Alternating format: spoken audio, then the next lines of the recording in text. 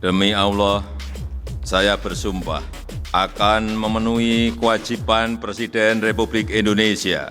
Siapa yang melantik presiden? Jawabannya adalah Majelis Permusyawaratan Rakyat yang diwakilkan oleh 10 dari setiap fraksi DPR dan kelompok DPD. Di sini menariknya, karena yang menantikan momen kedekatan Ibu Titi dengan Prabowo bisa terjadi. Kenapa aku bilang begitu?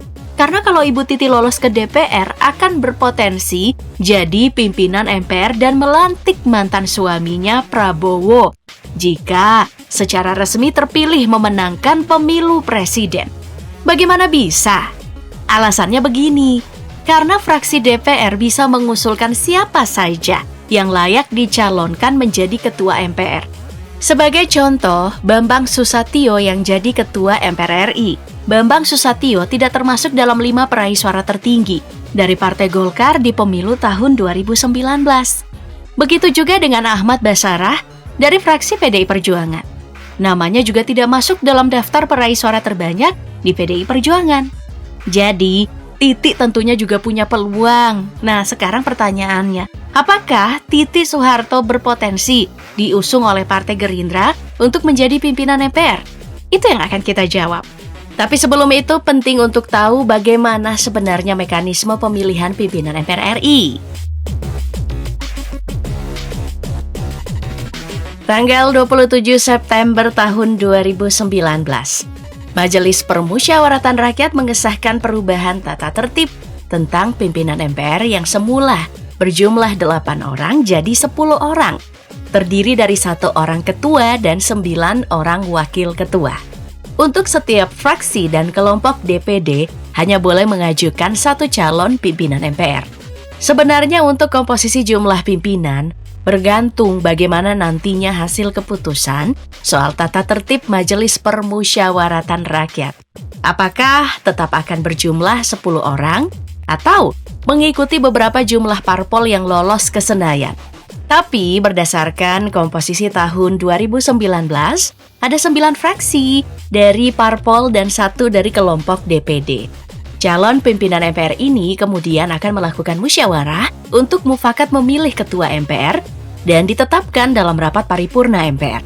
Apabila tidak mencapai mufakat, ketua MPR dipilih dengan pemungutan suara oleh anggota MPR dan yang memperoleh suara terbanyak ditetapkan sebagai ketua MPR dalam sidang paripurna MPR.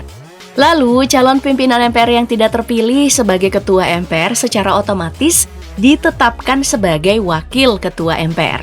Dan untuk sementara berdasarkan hasil real count, ada 9 partai yang memenuhi ambang batas parlemen paling sedikit 4% dari jumlah suara sah secara nasional untuk kemudian diikutkan dalam penentuan perolehan kursi MPR RI.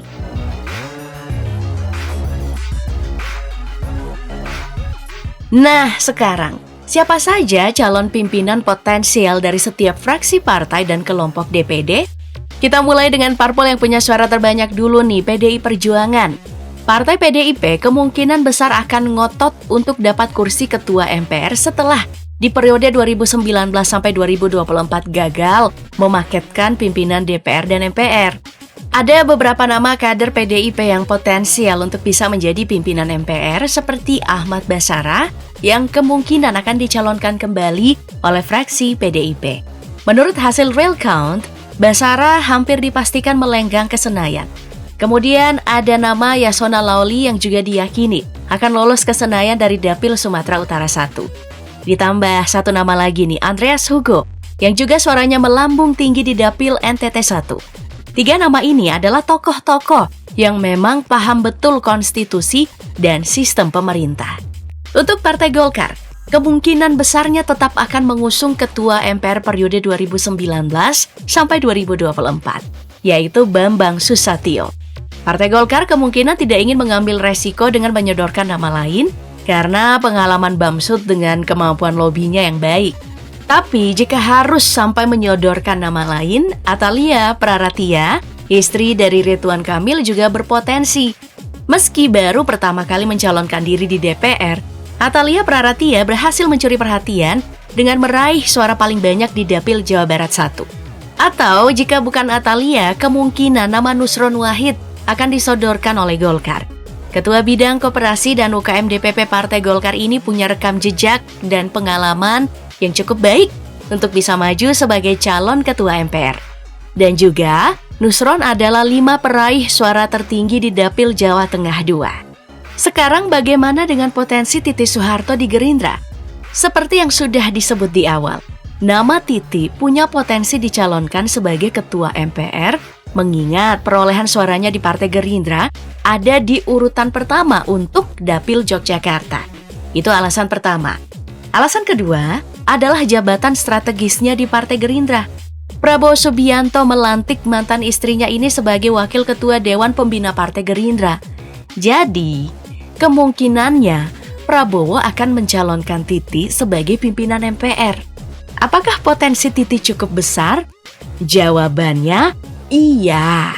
Pemilihan ketua MPR dilakukan dengan cara musyawarah mufakat, atau jika tidak diperoleh mufakat, maka voting akan dilakukan. Jadi, tinggal bagaimana nih Partai Gerindra, Prabowo dan Titi melakukan lobby ke ketua-ketua fraksi setiap parpol untuk memilih namanya. Dan kalau Titi terpilih nih, maka dia orang pertama yang akan menjabat tangan Prabowo sebagai presiden. Sama seperti yang dilakukan Bamsud ke Jokowi di 2019. Atau jika tidak mengusung Titi ya, Gerindra akan mengusung kembali Ahmad Muzani sebagai Ketua MPR. Mengingat posisinya sebagai Sekjen Partai Gerindra dan salah satu peraih suara tertinggi di Dapil Lampung 1. Apalagi nama Ahmad Muzani harus terpending di periode sebelumnya. Jadi kemungkinan ia juga akan ngotot di pemilihan. Sementara di PKB ada beberapa nama yang bisa diusung. Ada Jazilul Fawait yang di periode 2019 sampai 2024 menjabat sebagai Wakil Ketua MPR. Jazilul Fawait berpeluang kembali dicalonkan setelah namanya masuk dalam daftar teratas peraih suara terbanyak di Dapil Jawa Timur 10. Nama lain adalah Rusdi Kirana, bos Lion Air, yang suaranya juga salah satu yang tertinggi di Jawa Timur. Di Demokrat, sebagai peraih suara terbanyak dari semua calon anggota legislatif se-Indonesia, jika Edi Baskoro tidak bisa berburu jatah wakil ketua DPR, maka kemungkinannya akan mengejar jatah pimpinan MPR yang di periode sebelumnya dijabat oleh Syarif Hasan. Sementara di PKS, nama Hidayat Nur Wahid kemungkinan besar akan kembali dicalonkan sebagai pimpinan MPR. Sampai saat ini, Hidayat Nur Wahid belum tergeser di Dapil Neraka Jakarta II. Pengalamannya juga sudah tidak diragukan lagi di Majelis Permusyawaratan Rakyat. Bahkan, di tahun 2004, ia menjabat sebagai Ketua MPR. Prestasinya juga bagus ketika menjadi Ketua MPR. Ia berhasil menjadikan keuangan MPR berpredikat wajar tanpa pengecualian oleh BPK dan melakukan penghematan anggaran bernilai puluhan miliar. Nah, untuk Partai Amanat Nasional yang jelas tidak akan mengusung Zulkifli Hasan jadi pimpinan MPR seperti pada periode 2019 sampai 2024 karena Zulhas memilih tidak maju di Pileg 2024. Saat di tengah jalan juga Zulkifli Hasan digantikan oleh Yandri Susanto karena Zulhas dilantik sebagai Menteri Perdagangan. Masalahnya, Yandri Susanto terancam tidak akan diusung jadi pimpinan MPR karena diprediksi tidak lolos ke DPR RI karena kalah suara dari rekan separtainya Edison Sitorus. Kemungkinannya PAN akan mengusung Edi Suparno yang merupakan Sekjen PAN. Sementara Nasdem, nama Prananda Surya Paloh, putra Ketua Umum Partai Nasdem Surya Paloh, bisa jadi nih masuk dalam daftar mengingat perolehan suaranya di Dapil Sumatera Utara 1 masuk dalam daftar peraih suara tertinggi. Tapi jika tidak, Nasdem akan mengusung kembali Lestari Murdijat, satu-satunya perempuan yang dilantik sebagai pimpinan MPR RI periode 2019 sampai 2024. Untuk P3, nama Arsul Sani yang di periode sebelumnya menjabat sebagai Wakil Ketua MPR juga tidak ada lagi karena mundur dari pencalekan setelah terpilih sebagai Hakim MK mewakili DPR. P3 juga masih was-was nih setelah hampir tidak masuk ambang batas parlemen. Tapi jika P3 berhasil lolos, nama Wakil Ketua Umum DPP P3 Ermalena kemungkinan besar akan mengisi kursi pimpinan MPR. Yang menarik sekarang adalah PSI nih. Diduga terjadi penggelembungan suara karena lonjakannya secara tiba-tiba di akhir perhitungan suara. Gak sampai 2 minggu selangnya, suara PSI meningkat drastis. Tapi nih, kalau tidak terbukti ada penggelembungan suara dan PSI menembus ambang batas parlemen, nama yang paling potensial menjadi pimpinan MPR adalah Grace Natali. Sementara yang paling jadi sorotan ini adalah kelompok DPD nih. Siapa yang potensial jadi pimpinan MPR? Kalau ukuran yang dipakai adalah suara terbanyak, maka Alfian Syah Komeng yang bakal mewakili kelompok DPD untuk kursi pimpinan MPR.